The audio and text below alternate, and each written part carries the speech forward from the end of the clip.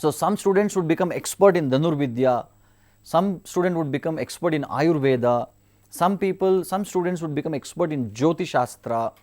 So like that, different students would become expert at different things, and by the time they complete their education in Gurukul, by the time they reach 25 years, they are expert at something. Now in the current education system, by the time you finish your graduation, you have to start your career from the scratch. Most of us, we study something and we work something else, right? I think all of you accept. But in the Vedic culture, the Vedic education system, by the time you cross 25 years, you are expert. Like for example, by the time you are 8, 10, 11, 12 years, you start studying astrology or Jyotish Shastra for example. By the time 25 years, you are already experienced with 10 years of experience in that particular subject, because you have shown the interest in that subject, and Guru also has identified that you are good at that particular subject. So Guru gives that knowledge more and more and more.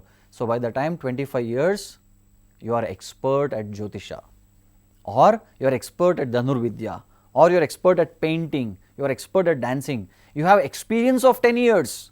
Can you imagine? So by the time you come out of education system, 25 years, you can start your own thing. And by the time even the kingdom knows that this particular person, he is good at this. So we should actually take help and guidance about this particular subject from this boy. So by this we understand that students could become expert in the work which is completely favorable and suitable to their nature and swabhava. So Krishna and Sudama, they started remembering their childhood pastimes in the Gurukul, and they were laughing, crying, jumping, and many days passed by, and after that Sudama remembered, so Krishna, it's time for me to go back. And Sudama is expecting that Krishna will give something, but Krishna doesn't give anything to Sudama. And finally Sudama says, Krishna, I have to leave now. So Krishna says, yes, so many days you were here with me, thank you so much. So please go back and please do come again and again. And Sudama says, thank you Krishna, and he leaves, but heart of heart is thinking, Krishna could have given something, he has not given anything. Now I have to go empty handed. And he understands it's all will of providence, what I can do, and I can't ask Krishna. And Krishna also doesn't give, he also doesn't ask. Finally, with so much of pain, he is very happy, ecstatic, but still corner of his heart there is a small pain that Krishna didn't give anything. And finally he walks back to his village, and by the time he reaches his village, he sees a beautiful bungalow, and he says, this was my hut, but who is there now?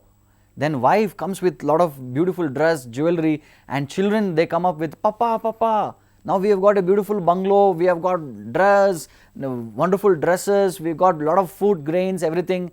Who gave? Krishna has sent all these things. And by the time Sudama could reach his village, Krishna has already arranged everything. Only thing is, Krishna did not tell. So Acharyas write, I will conclude with this one last point, why Krishna didn't give anything to Sudama. So he could have told, no, Sudama, please keep some cash, and you know what, I have already given so many things, palace, dress, everything in your village. Krishna didn't even tell that, Krishna didn't even personally give.